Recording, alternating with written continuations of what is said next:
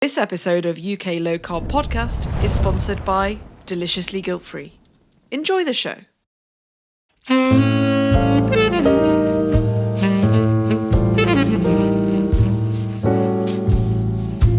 Hello and welcome to UK Low Carb. I'm your host Dan Grief, and today and for the next few weeks we're doing something pretty special. Graham Phillips and I have recorded some different episodes about topics we think you want to hear more about. Now, if you don't know who Graham Phillips is, he's best known for being the pharmacist who gave up drugs, and this is because he realised throughout the whole of his pharmacist career that the drug treatments he was giving were mostly plastering over the patient's ill health rather than curing them. He went back to the research and he discovered that lifestyle was often the root cause of most of their health issues. So every Tuesday, Graham and I will discuss topics such as calories, lipids, fat versus carbs, blue zones, aging, sleep, and a whole range of topics. Later in the series, we'll also hold a live event where you can ask any questions you have for Graham. So as you go along, take a note of anything that comes up, and then you get your chance to ask him live. Now, Graham is also a member of the UK Low Carb Facebook group, so feel free to join in the conversation there after today's episode, where he'll be very happy, I'm sure, to engage in a bit of conversation and Q&A. I hope you enjoy these, and any points, any thoughts you might have, go to UK Low Carb, where I'd love to carry on the conversation. I'm now going to hand over to the great man himself, Graham Phillips.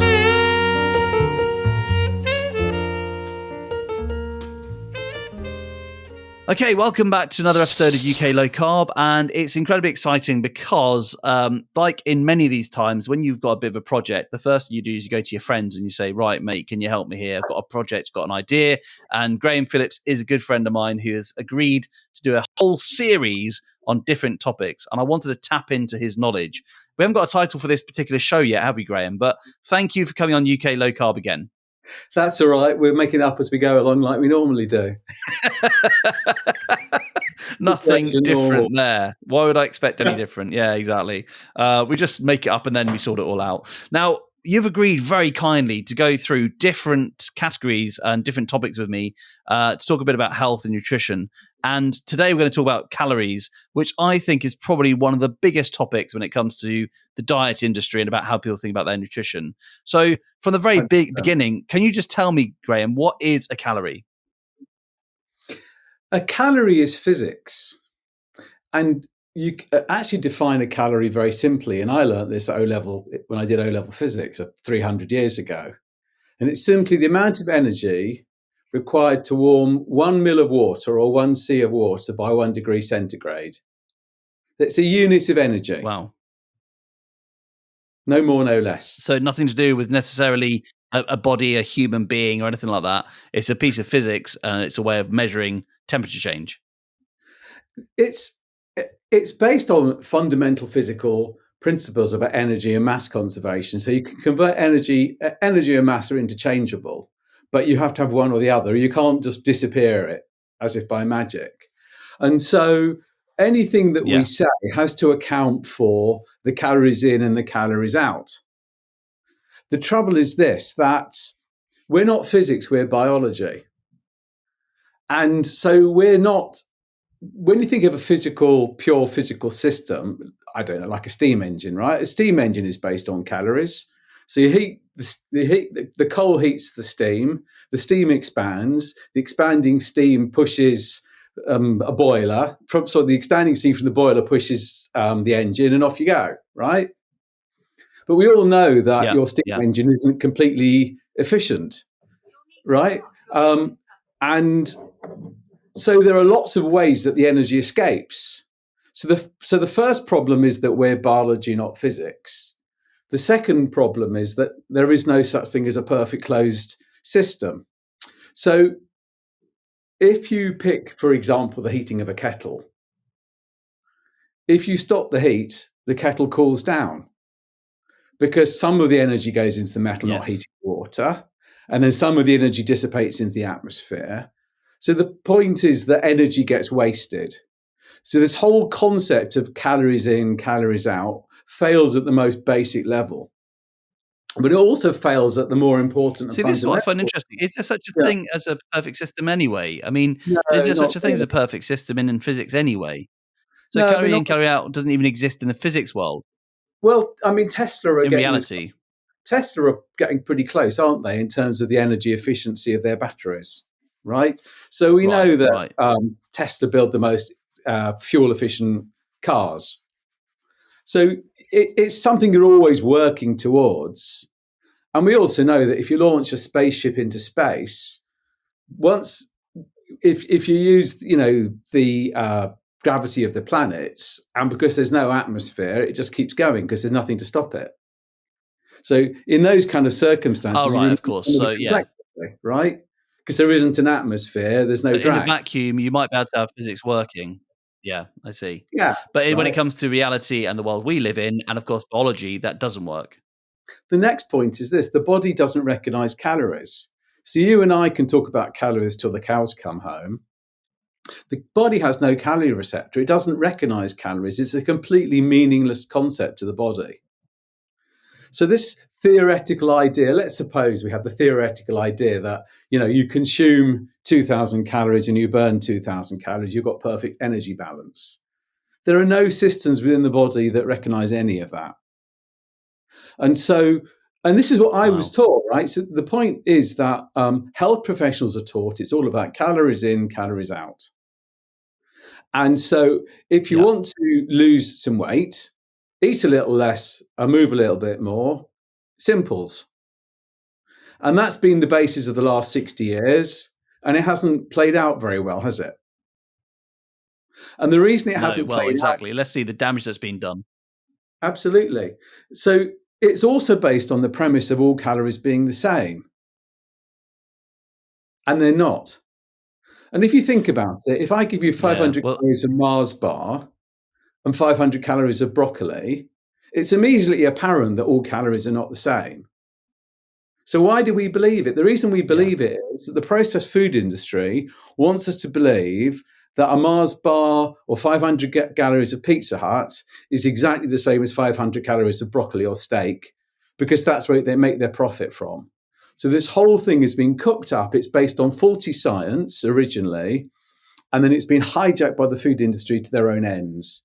So we've all believed this. And the worst of it is, you can kind of understand lay people having these misunderstandings, but the health professionals know no better.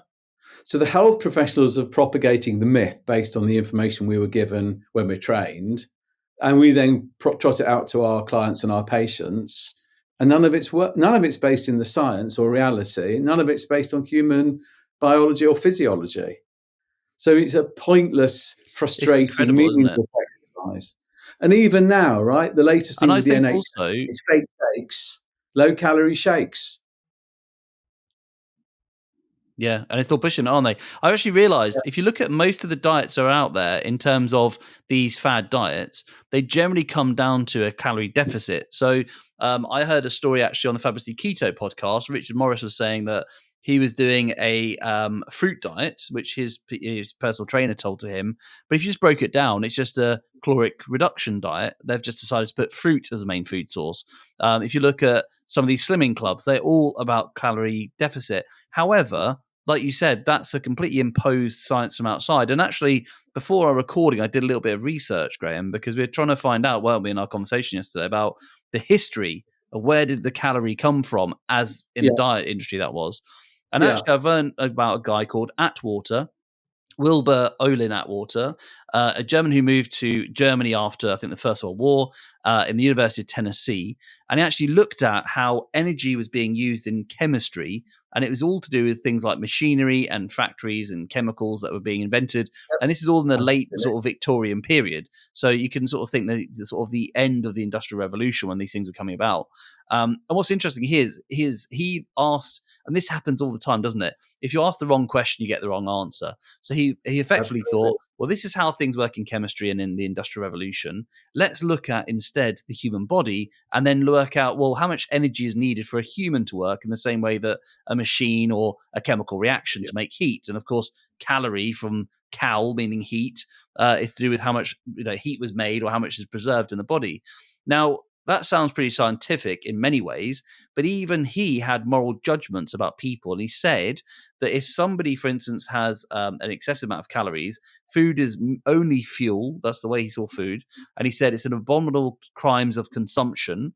And about the poor, the destruction of the poor is their improvidence, i.e., the poor don't plan for their future in some way. They, if they were serious about their fuel intake, they would actually make sure they had the proper fuel.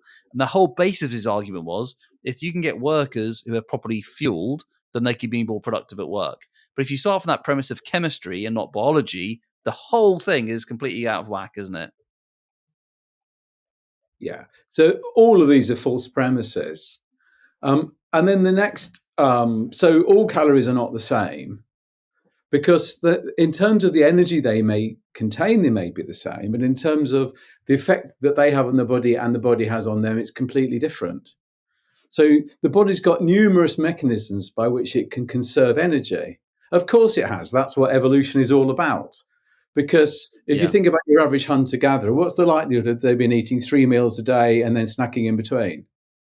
Approximately zero. Yeah, right? completely. Nothing that we take in now as food is almost recognizable in terms of what a hunter-gatherer would have eaten. It's all fake food, factory fats, and it's most of what we take in now is very high in calories and very low in nutrition, and we don't need the energy. We're not moving very much anymore. I mean, most of us, the most energy we use in the day is doing this on our keyboard, right? Doesn't need a lot of calories. Yeah. And people confuse calories with nutrition. And this is why I focus much more on the Well, that's a good point. Should we break that apart then?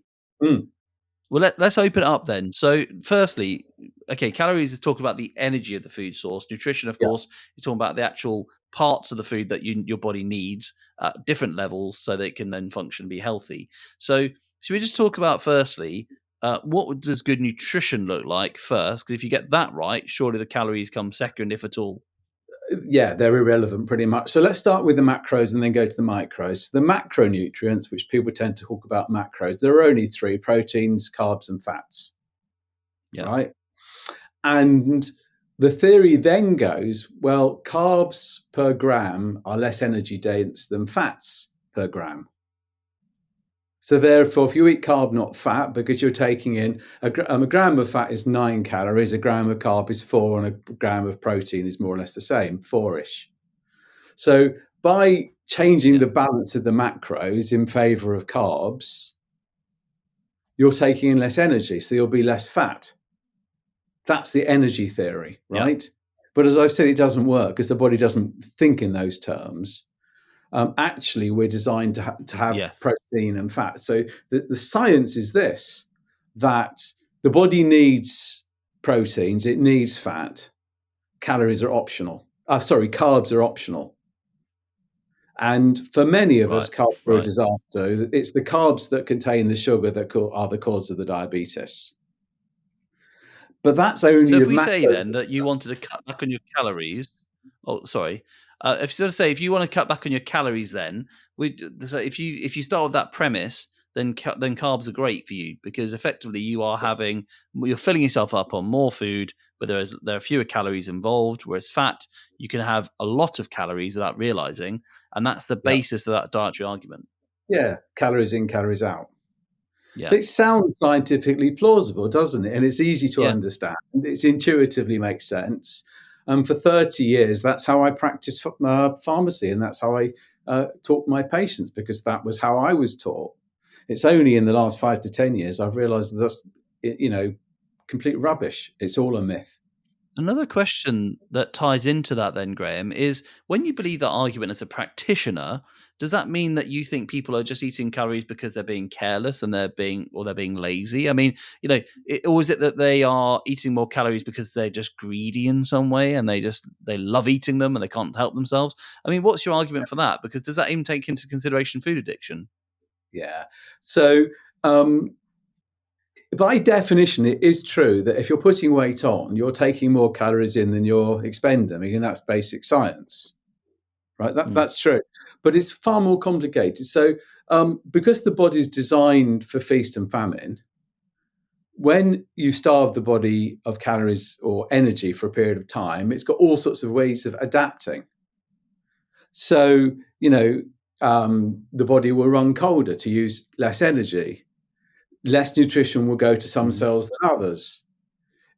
You'll probably know this in female athletes, their periods stop and they become generally less fertile. Right. So there are many, many ways that the body has numerous adaptations, even moving less, right?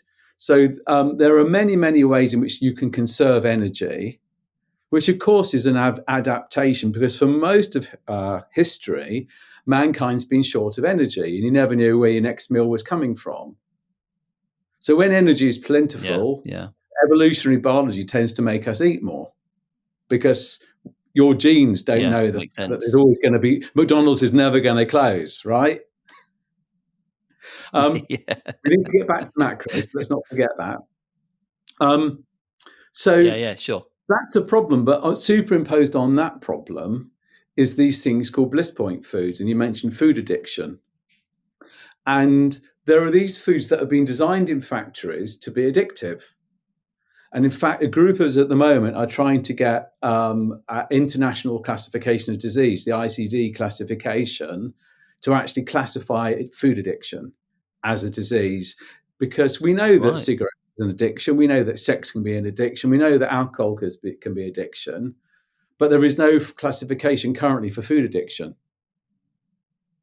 And that's there are lots of and what I find strange about that is that gambling is, and yet you think a food as a substance is clearly addictive as a chemical level, let alone psychological.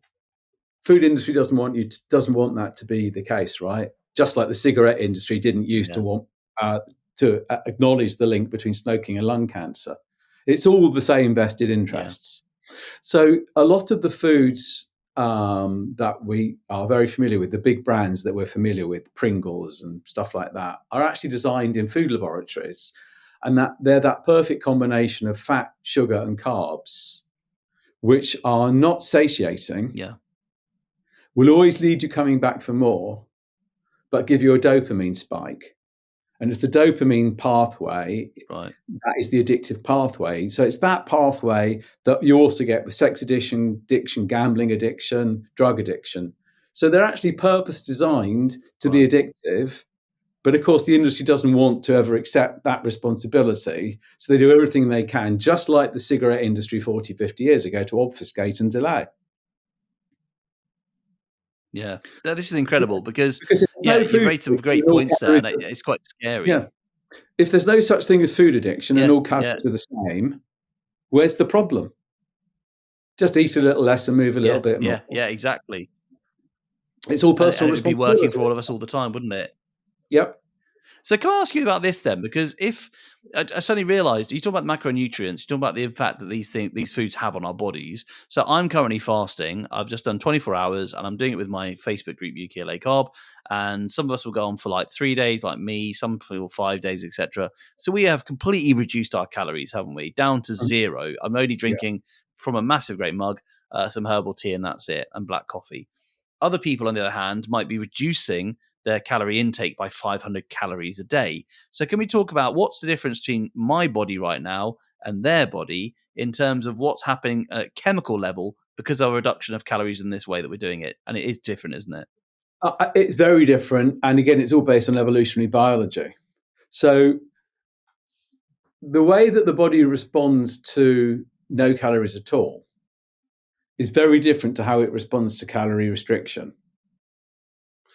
At many levels, at the energy consumption level, but at all sorts of other levels. So if you chronically calorie restrict, the body just gets used to the fact that we're just, you might want 2,500 calories a day, 2,000 is available. We will lower the basal metabolic rate, and we will just find a way to burn fewer calories permanently.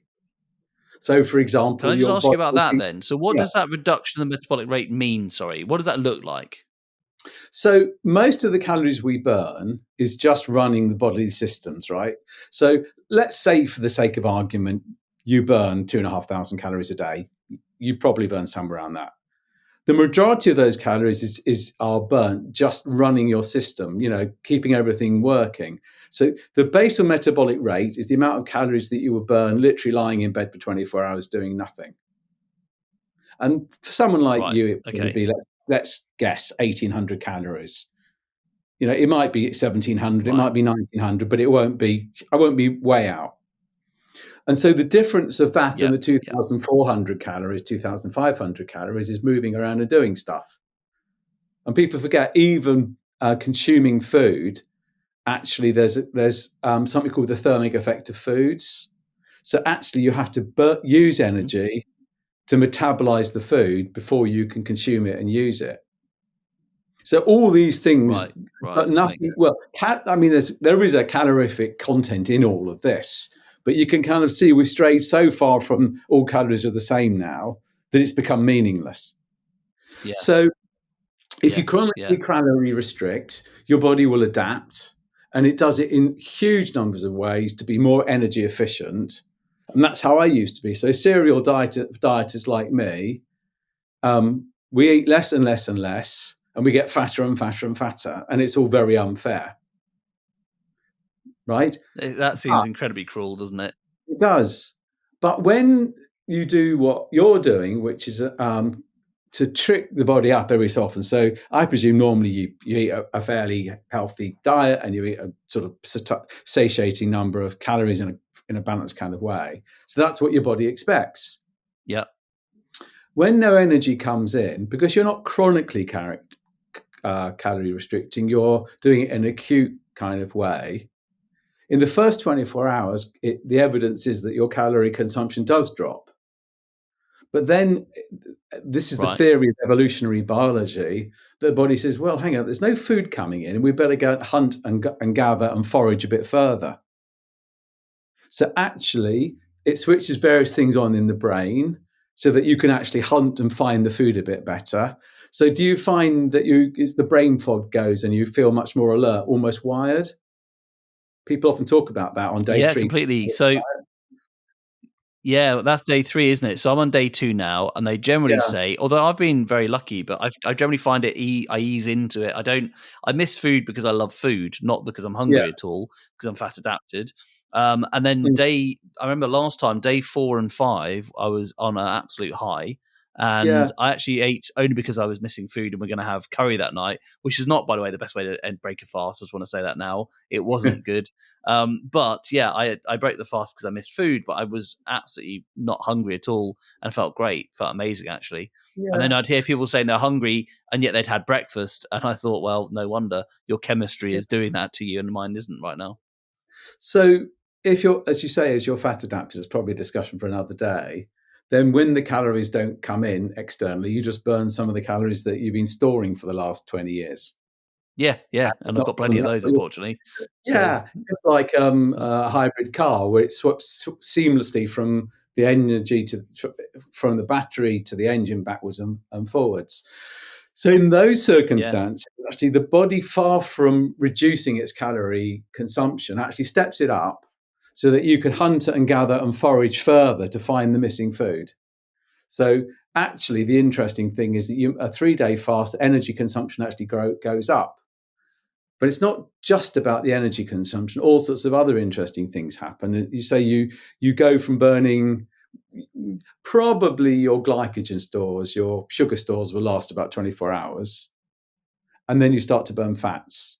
Mm-hmm. So the body can basically run on 2 different fuels, sugar or fat. It can't run on both. And it'll always preferentially burn the sugar. A, because it's readily available, but B, because it's toxic. So it's not going to burn fat while your sugar levels are going up and up and up and giving you diabetes, right? Is that, when you say toxic, is that because you also mean like the chance of infection is higher when you've got more sugar on board? Because bacteria loves sugar, doesn't it? Is that why it's toxic? Whereas fats is less toxic? True, but that isn't why it's toxic. Wow, tell me more. You know that in type 2 diabetes, right, parts of your body literally start to rot. Yes, yeah. And it's 40,000 limbs a year now that the NHS is removing from people without control. And the single largest acute cause of admission of children to hospitals, I think ages 7, 8, and 9, something like that, is having their teeth removed because they're rotting. So raised sugar is toxic. And it literally damages your large blood Yeah. vessels, your small blood vessels. It damages your nervous system. And that's why diabetes is so horrible. It's not just out of control sugar, your whole system starts to get literally to rot. So the body will preferentially burn the sugar if the sugar's around. But essentially, this is what we believe. So at its most fundamental, here's I always challenge people, think that you need sugar. Actually, you don't. You don't need sugar and carbs at all. The body will manufacture just enough for its needs. And I was actually watching a fascinating. So hang on, Graham. Are you telling me that a calorie is not a calorie? Then it doesn't actually matter what the actual. It does matter what the actual fuel source is. A calorie doesn't matter what the heck it is, as long as it's the right fuel. I think you turned it on its head. It's a bit like if you've got a diesel car and you put petrol in the engine. Yeah, it's not same amount of energy level, so it must be fine. Yeah. So I just want to move on then to the thing about a person listening right now, because look, we've all been in this situation where we've been probably, affected by the dietary industry. We've been told the advice from the NHS, from our governments about losing weight or being healthier, etc. So if somebody is a dieter and they've got kind of, I suppose, what probably three options: eat less, move more, and what else? What's a solution that's not one of those two sort of calorie-based arguments? So you can. It's very good. I'll tell you who's brilliant on this is Peter Attia. I highly recommend his podcasts. So you can eat different calories, you can eat fewer calories, or you could change when you eat. Right. The eating fewer calories doesn't work, right? I mean, that's what the paradigm's been in the last 30, 40 years. And just look around you, it just doesn't work. Not least because you'll be hungry. And as I discussed recently with Professor Noakes on one of my own podcasts, if we weren't hungry, we wouldn't be fat. And now that I'm not hungry anymore, I'm not fat anymore because I call it the tyranny of food. I've escaped it. And it's all about the hormones. So it's not about the calories. It's about if you spike your insulin because your sugar is high, your insulin will force you to, will make you hungry or make you store the energy rather than burning it, essentially. Yeah. So this is why all calories are not the same, because the effect they have on the body is radically different depending on the nature of the calories. And so the difference for the dieter who's then thinking for a different route than restricting calories, what would you suggest they eat instead? So the first thing I do with my prolongevity clients is I get them eating. I don't talk about calories, but I very rarely talk about calories. I get them to eat 3 regular meals a day with no snacks. I get them to eat real food at its most straightforward. And I get them away from the foods that make them hungry and spike their sugar. So now they're eating 3 meals a day rather than meal, snack, meal, snack, meal, snack, meal, snack. Because most people are literally eating from dawn, from the moment they wake up to the time they go to sleep. Once you change the nature of the calories rather than the number of calories, you're not hungry. Then you can consolidate the meals into 3 regular meals a day. And that then allows your hormones to do what they're supposed to do, which is go up and down in the right relationship. So insulin, leptin, and ghrelin, and some of the other multiplicity of hormones work in the way they're intended, because you were never intended to be eating all the time. So now you're eating 3 regular meals a day, hungry. Then the next step I would do is what I call time-restricted feeding. So I say to people, eat your 3 meals within a 12-hour window and don't eat within the other 12 hours. That's not fasting, but it's time-restricted feeding. So now you've got 12 hours of eating and 12 hours of not eating. And it's very doable as well, isn't it? Yeah, it's very doable. It's very doable. Easy. I think it's, And the evidence is, if you eat an identical number of calories across 6 meals or 3 meals, so you've changed nothing except the fact that you're eating it in 3 lots rather than 6 lots, you'll be happier, slimmer, healthier, because of the effect it has on your hormones, because you're allowing the body to rest. Incredible. So we're then eating. Now, I know, Graham, that we're talking about calories right now, but actually, there's surely a massive impact on sleep on this, and that's the topic for another time, I think. But I actually think that the hormonal response is hugely affected by sleep, and just anecdotally, I know that's the case. So if you're not eating in those times you should be asleep or whatever, your body should be at rest. That's a major factor in calories and how they affect you as well. So when we come, I'm sure we'll do a whole podcast entirely on sleep because it merits it. Park that Yeah. thought. Come back. Remind me of that when we come back I'll to come sleep. back to that. Yeah. Great. So, The Graham, next, I just want to say we've come yeah, to the end of our time. So, do you want to just wrap up with your final thoughts on this and what that dieter is going to be thinking? sure. So forget the calories. Think about the quality of the calories. Eat the rainbow. So focus on micronutrients, which is true nutrition, not macronutrients. Mm-hmm. Just accept that the science shows that you do need fat. In fact, fat is healthy and we need it. Protein is essential. Carbs are optional. And you start to change the balance between all of those and then go from there. So Great. then we start to skip some meals because we're not hungry anymore. And the body then does all sorts of things. So beyond the simple fasting, in the 3 to 5 day fast that you're talking about, what the body then does, it recycles the dead bad cells. So bad stuff is happening in the body all the time, right? It's a bit like a car. If you never, ever service the car, one day your engine will blow up. In the human being, that's a heart attack. Yeah. When the energy isn't coming in, but your body's working as it should, the body goes around and says, well, there's a cell over there that doesn't look very good. Let's dismantle that cell, break it down into its component parts and recycle it. And that cell over there looks cancerous. We're going to shut that cell down immediately. We'll send our immune system out. We'll shut that cell down. But there's still some nutritional components we can recycle. And so these two concepts of apoptosis, which is planned cell death, and autophagy, where the cells literally eat themselves, are part and parcel of being healthy and parcel and parcel of having a healthy immune system. Wow. And particularly right now with COVID, these things have never been more important.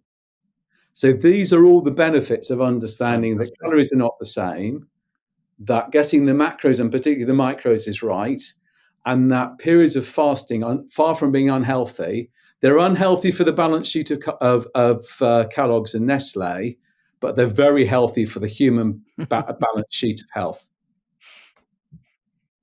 Fantastic. That's absolutely brilliant. Thank you so much, Graham. Look forward to speaking to you next week when we continue our series on these really, I think, essential topics of conversation. Thank you, mate. No, it's an absolute pleasure, Dan. And if there are things that people want me to cover, this is going to be a series, and the last one I think we're going to do an hour-long AMA. So if people find this interesting, or they want different stuff, or they want to chip in, as we build this, and as hopefully as the audience interacts with it, we want to make this as useful as we can to people, don't we?